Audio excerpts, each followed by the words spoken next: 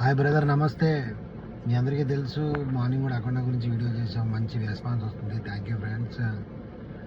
ఇప్పుడు recent update ఏంటంటే IndiGo గురించి క్రైసిస్ అవుతున్నాయి చూసారా. యాక్చువల్లీ ఏంటంటే డీజీసీఏ ఒక గైడ్ లైన్స్ ఇచ్చింది.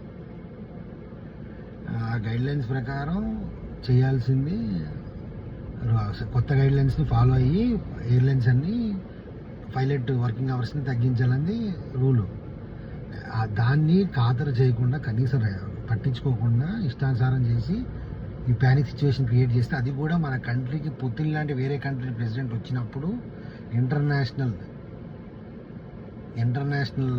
ఒక ప్రెస్టేజ్, ఒక ఇంటర్నేషనల్ లెవెల్లో మన రెప్యుటేషన్ ఇండియాని దెబ్బతీయడానికి ఇది ఒక బ్యాక్ సైడ్ కుట్రలాగా నాకు అనిపించింది నాకైతే. ఎందుకంటే కరెక్ట్గా ప్రెసిడెంట్ వచ్చే టైంలోనే ఈ ఇండిగో వాళ్ళు ఈ ఇష్యూ రేస్ చేయడానికి వెనకాల, ఇప్పుడు ఇంకోటి ఏంటి, ఇండిగో చైర్మన్ కూడా మీకు నెదర్లాండ్ పర్సన్. అది చైనా ఎవరు కలిసి కుట్ర చేస్తున్నారో అర్థం కాలేదు. ఇప్పుడు ఇంకో డీజీసీఏ కూడా ఈరోజు చెప్పలేదు, 18 months టైం ఇచ్చి చేసుకోమని. ప్రతి ఎయిర్లైన్స్ కూడా కొత్త పైలట్స్ని రిక్రూట్ చేయడం అంతా చేశారు. ఒక ఇండిగోయే పైలట్స్ని రిక్రూట్ చేయకుండా ఇలా పానిక్ సిచ్యువేషన్ క్రియేట్ చేసి. దీనికి కారణం ఏంటంటే ఇండిగో 60% ఏవియేషన్లో ఆక్యుపెన్సీ క్రియేట్ చేయడం వల్లే.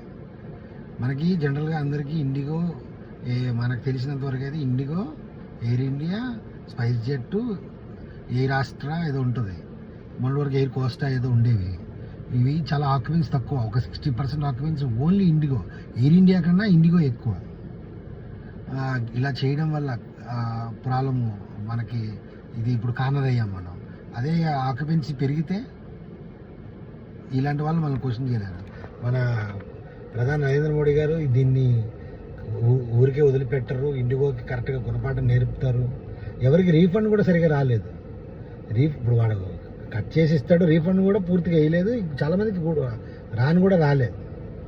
వాడేదో ఆ ఇండిగో ఏదో పబ్లిక్గా సోషల్ మీడియాలో అపాలజీ చెప్తే మన ప్రాబ్లం రెక్టిఫై అయిపోద్దా? ఎంతమంది పాపం ఒక కూతురు శానిటరీ ప్యాడ్స్ కోసం ఇండిగోని రిక్వెస్ట్ చేస్తే కనీసం ఆ స్టాఫ్ పట్టించుకోవట్లేదు.